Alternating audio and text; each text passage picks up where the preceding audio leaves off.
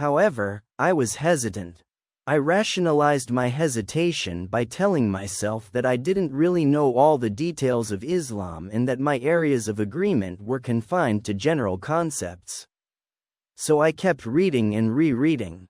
A sense of identity, a sense of who one is a powerful affirmation of one's position in the cosmos. In my professional practice, I was occasionally called upon to treat certain addiction-related disorders, ranging from smoking and alcoholism to drug abuse. As a clinician, I knew that the basic physical addiction had to be overcome in order to create initial abstinence. That was the easy part of treatment. As Mark Twain once said, "Quitting smoking is easy. I've done it hundreds of times." However, I also knew that the key to maintaining abstinence for a prolonged period of time was to overcome the client's psychological addiction, which was strongly rooted in their basic sense of identity, i.e., the client identified themselves as a smoker or as a drinker, etc.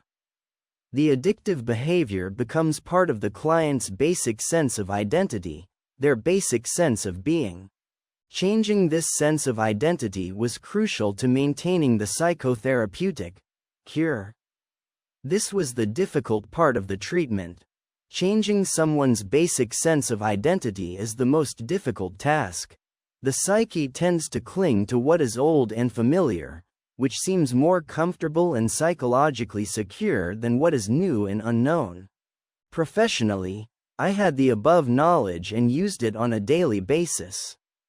However, ironically, I wasn't ready to apply it to myself, and to the question of my own hesitation about my religious identity. For 43 years my religious identity had been labeled Christian, although many qualifications could be added to that term over the years. Letting go of that personal identity label was no easy task. It was part of how I defined my own being.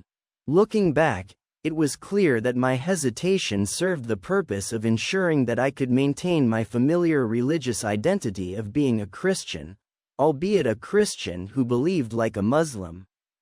It was the end of December and my wife and I were filling in our forms to get American passports so that a trip to the Middle East could become a reality.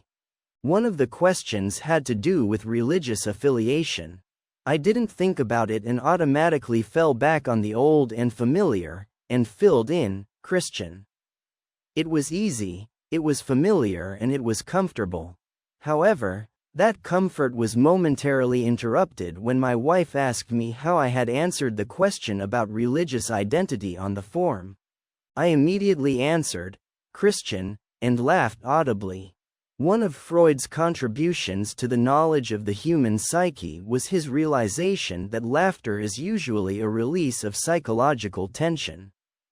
However wrong Freud may have been in many aspects of his theory of psychosexual development, his views on laughter were right on target.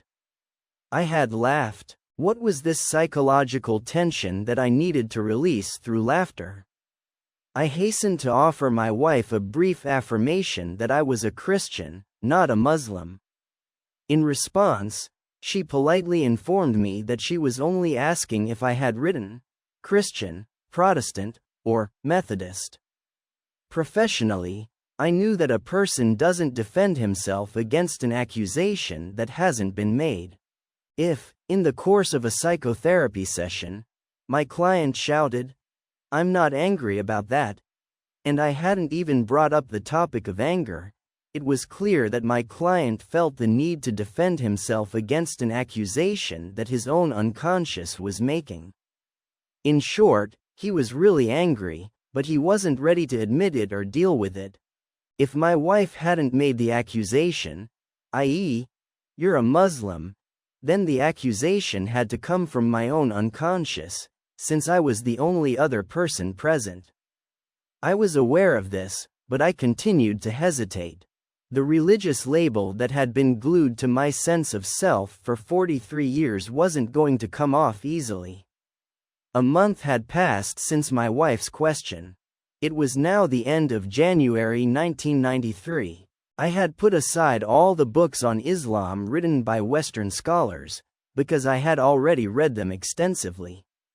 The 2 English translations of the meaning of the Quran were back on the bookshelf, and I was busy reading a 3rd English translation of the meaning of the Quran.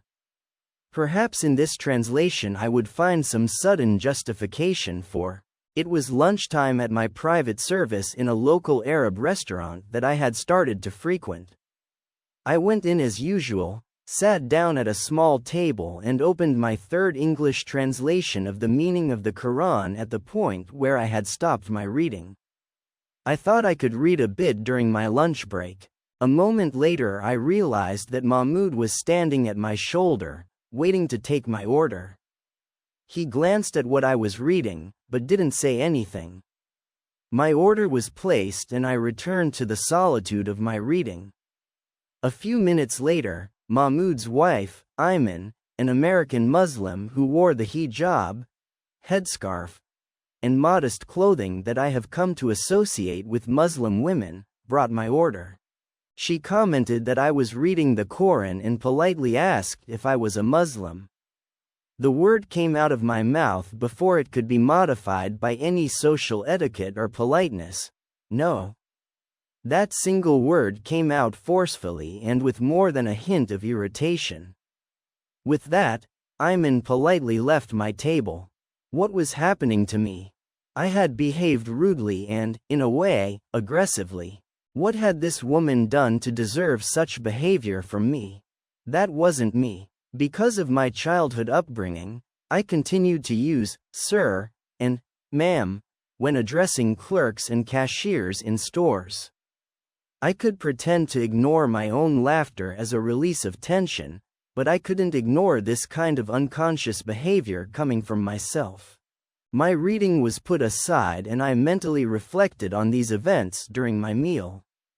The more I reflected, the guiltier I felt about my behavior.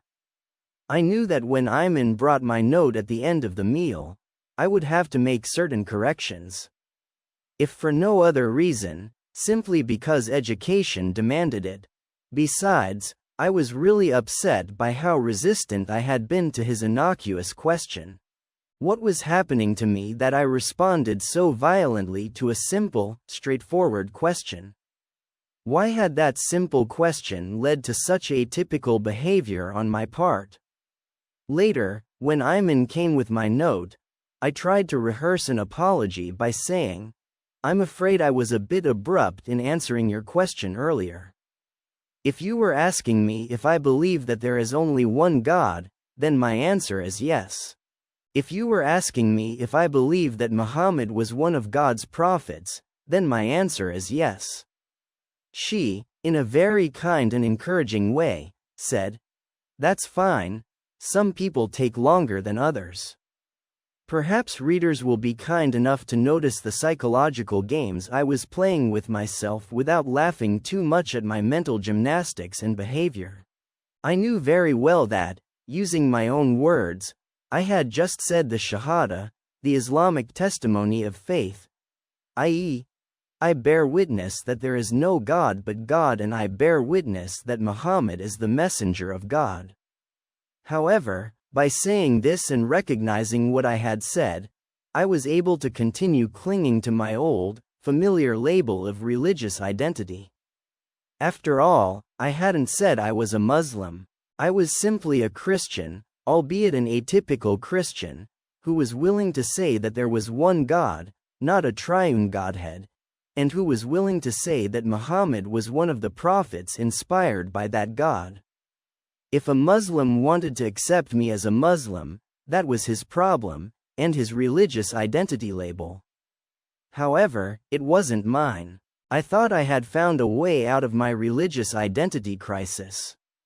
I was a Christian who would carefully explain that I agreed with, and was willing to witness to, the Islamic testimony of faith. Once I had finished my tortuous explanation and detailed elaboration of the English language, the others could label me whatever they wanted.